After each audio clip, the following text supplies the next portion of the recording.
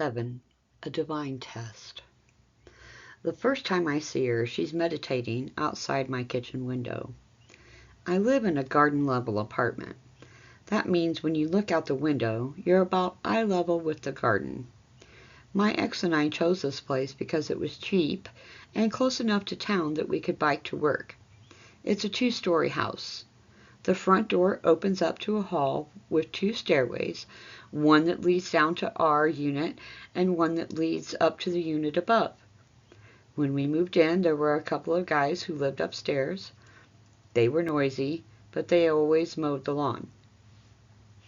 Around the house, there are these raised beds, so no matter what window you look out from on your level, you wind up looking up through the garden.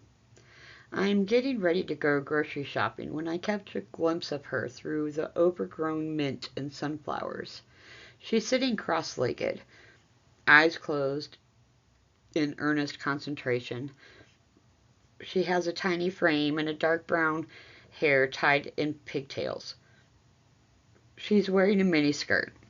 Somehow, she is the girl from my meditation, the one that popped into my head.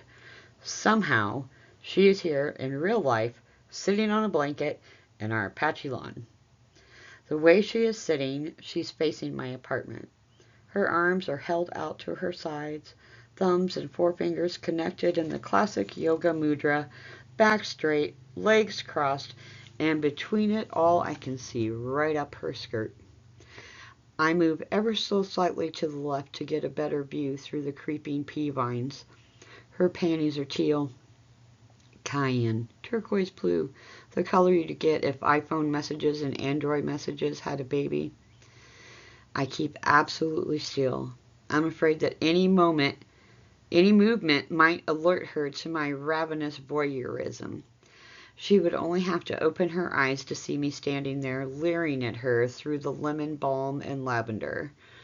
The garden isn't as so much a garden as it is a random assortment of plants left by previous tenants that persist in growing, despite the fact they receive absolutely no care. They are the survivors of a once thriving food utopia that now only serve to obstruct my view of this inappropriately dressed yogi. I realize she must be our new neighbor upstairs. Of course, she moved in at precisely the wrong time. I had just made a vow of celibacy to avoid women altogether, and like a divine test, she shows up. She's young, college age. I look down and realize I've unzipped my pants. My quickly hardening tumulus swells in my hand. This is going to be a problem. Of course I'm being tested like this. The universe wants to see if I'm serious about my commitment. This is a good thing. If I can somehow live below this miniskirt wearing siren without fucking her, then I'll be free from the lure of women forever. I feel my ex's cat rub upon my leg, arching its back and purring for attention. Not right now, Wasabi, I whisper, scooting him away with my foot. My eyes are locked on this girl. I decide I can jack off a little as a treat, just tug on it a bit while I'm watching her, not come or anything, just imagine what I'd do to her if I had her in my room. Sit on me, I'd say. You can meditate on my cock. Just pull those panties to the side and let it slide in. There you go. That's a good girl. Keep Daddy's cock warm while you clear your mind. Just then a truck comes roaring by. Her eyes shot open. I turn around and try to zip my pants up over my inglorious erection.